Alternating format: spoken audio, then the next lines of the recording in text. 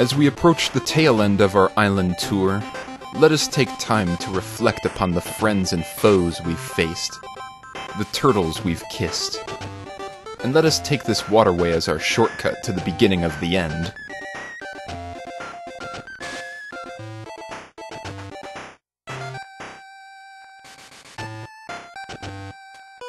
It all starts out here on the northern docks, with the Titan's Wall, the fourth and final surfing course, also famed filming location for Attack of the 50-Foot Wave and Zombies Ate My Speedos. Well, they certainly grow 'em big out on this Lavender Lock. There's a great number of these serpentine sea folk around these parts, and you'll probably wind up relying on them just as much as the point stars themselves for any score-related goals. Now, I've gone on about surfing being nice and easy, but this particular course can be kinda tricky, at least when it comes to meeting the top score of 9,000. Knowing when and where to use a twitchy to get the most points is key. Like with this threesome here just before the third flag, an easy 900 points off a single twitchy. And that right there is why I prefer not to waste them on super spin jumps.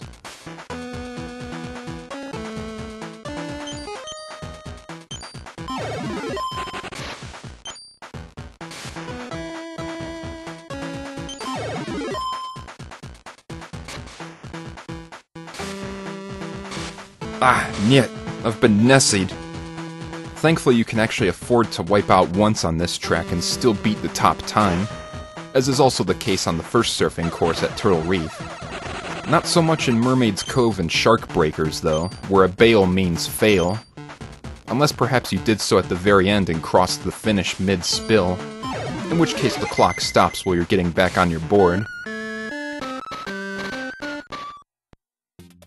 This seaside showdown starts with the surf-savvy Sean.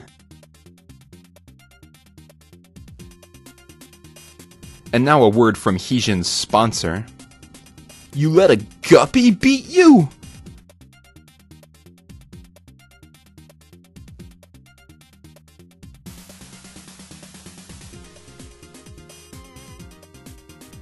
Such mysterious masks packed away here. What gives? It's a mystery even Ilana here seems to want to unmask.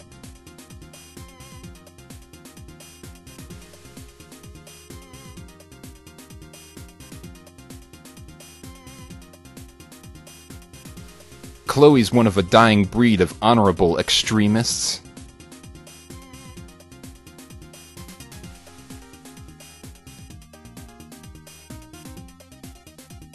Alan never minds getting a little wet behind the ears. Mimi's trying to make a break for it. Having the best time here, I would have expected her to actually succeed. Karen knows from experience that the wall's waves will floor anybody who isn't careful. Lily's actually the florist here, though still has a green thumb when it comes to those red flags.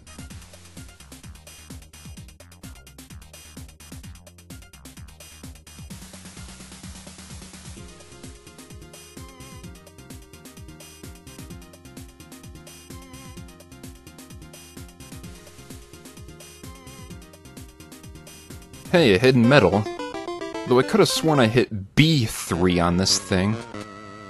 Hey you, goon. What can you tell me about this myriad of masks?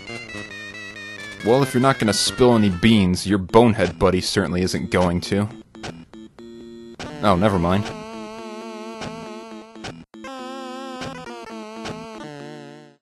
I suppose we should take our leave before we're outfitted with a pair of cement skates. Now, to my knowledge, we have all the hidden medals in the game, so the rest of them are going to be tucked away in the pockets of the remaining challengers.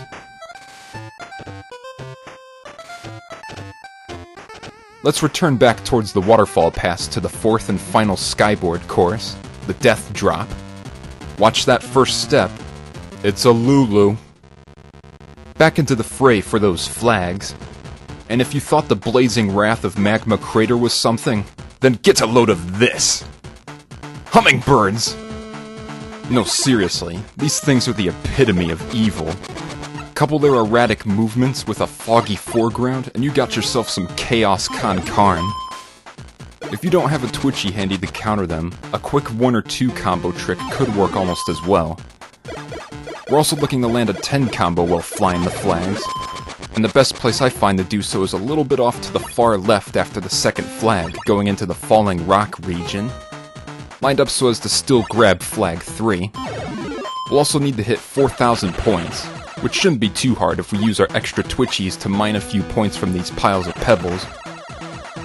After the final flag, an arc of rocks will come down. You can veer off to the far left and safely charge one last big combo, so long as you pull it off before the rock highest up in the arc leaves the screen. Or you can pull something out of your buns like I just did and wind up positioned just right to weave between them all together. Seriously, I did pull that out of my buns. I was going for my ripcord instead, I swear. Our combo goal is 15, which may not seem too colossal, but you gotta factor birds into the equation like any good mathlete. These bothersome birds can literally come out of nowhere from the far edges of the screen, so you may not always want to risk diving out towards a single trick arrow off to the side only to bash into a birdie. Instead, focusing on the clusters of arrows in the center, ready to throw down a quick trick for protection if needed. Definitely better to use up an arrow or two to keep a hold of the rest if you can't Twitchy spin your way out of trouble. Even if you do trip up towards the beginning, there's about 18 arrows from where the rocks start rolling up to the end.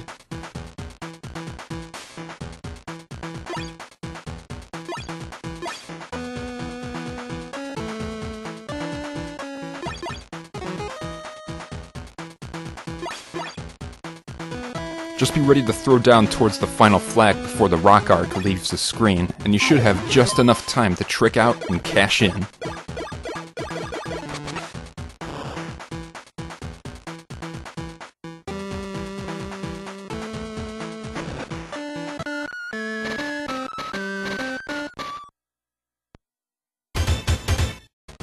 And if you need proof as to just how bad these birds can be, here be the blooper reel. Ack. Gah. Biff. Choke.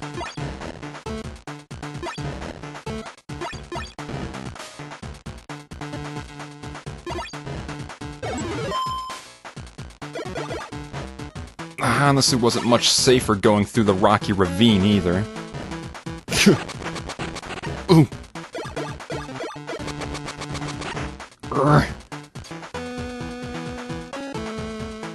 Larg. Microb.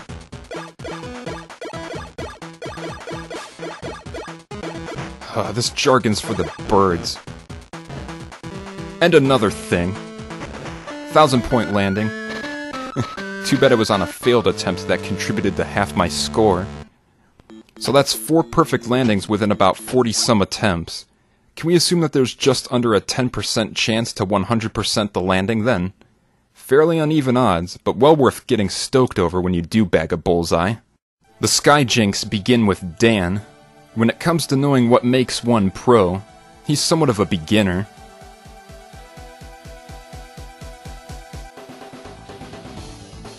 Jeanette's brought her A game, though left her foot warmers at home.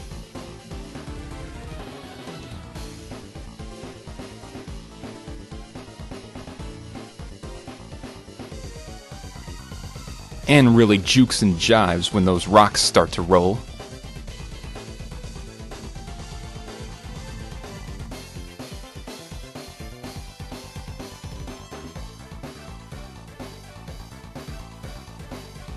Howell's one of those rich guys who only wishes money could make him a better boarder. Hey, Gil, little buddy. How long you've been stranded out here anyway?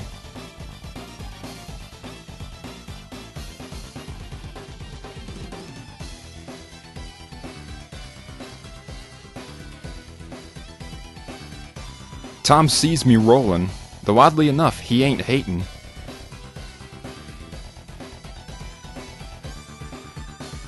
Ginger knows how thrilling it is to score a perfect landing. Not a single luxury makes her feel nearly as elated.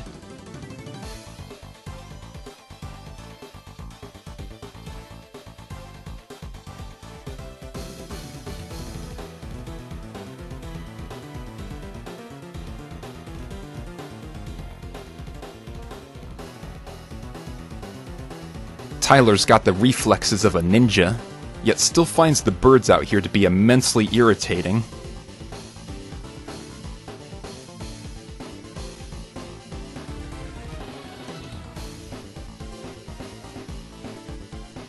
Where's this area's goon again?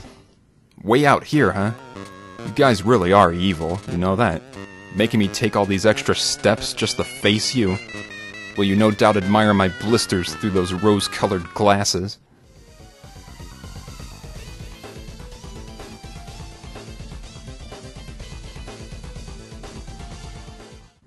Good to see this Skull Kid isn't hiding out over in the Lost Woods back there, at least.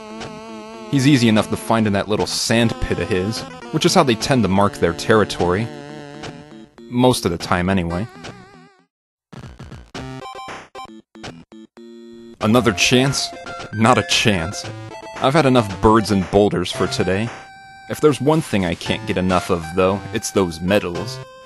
And we're up to 366. Practically bathing in them at this point. Now what to do but scramble to our next challenge. Back once more into the great indoors within Magma Crater. For the fourth and final street luge track, the lava tube. It's been scientifically proven that dwelling down here is the only way Guppy can get any hotter.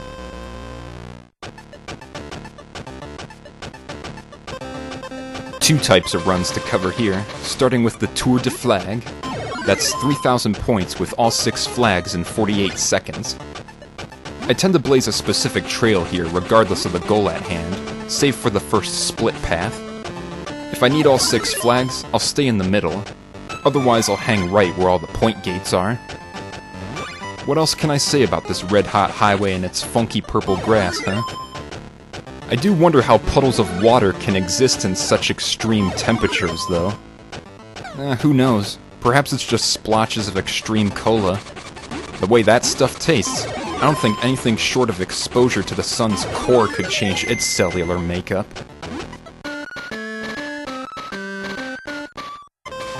The technical run will cover both the point goal of 5,500 points and 4 flags within 48 seconds, as well as our pure speedrunning goal of 46 seconds.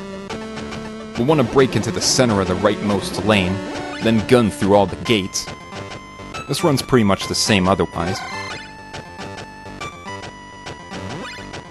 Something I didn't do here which may have helped my time even more was twitchy dash across the set of ramps right after leaving the left bank, instead of just using it at the end after the next string of ramps. Not that it matters too much in the end, so long as you don't crash.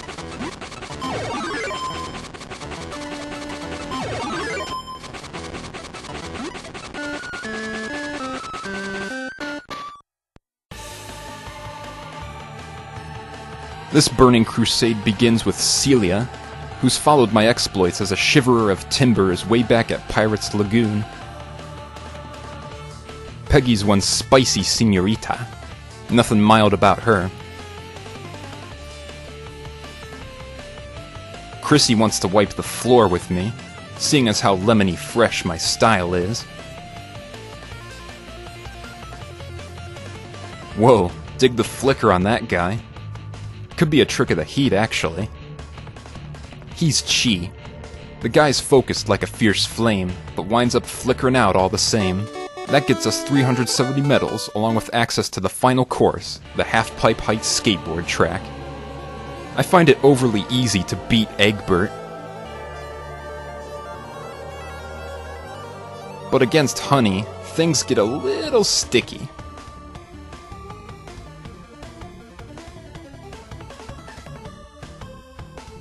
Pun's apparently over the hill, so Street Luge seems perfect for him.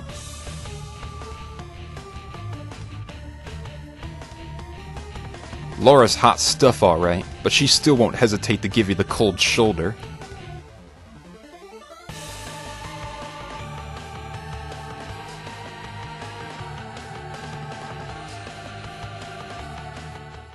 This goon and her bonehead are camped out right at the entrance to this place. You'd think they were looking to get a Medal of Duty for their trouble.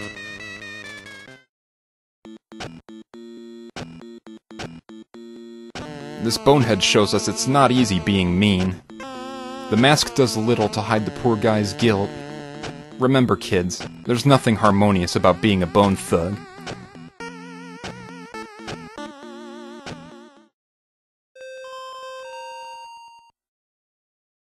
We leave the lava tube with 386 medals. Our 400 medal goal is in sight. In fact, I can see it from way up here.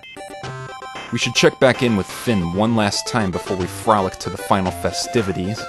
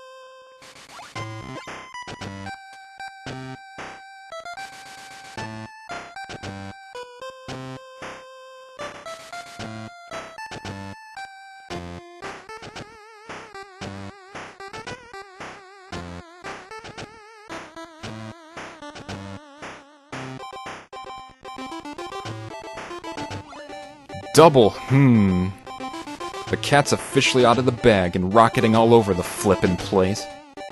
No use fighting fate at this point. It's into the darkness we go to can this corrupt cola corporation. Did I say that out loud, Ref? Sorry.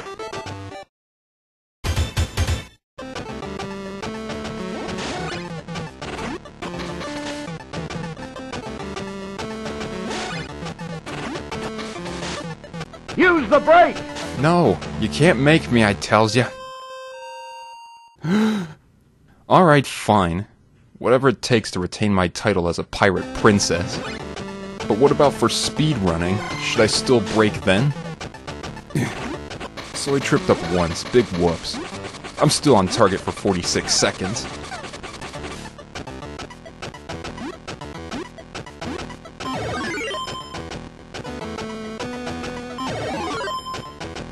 And got it! Or not.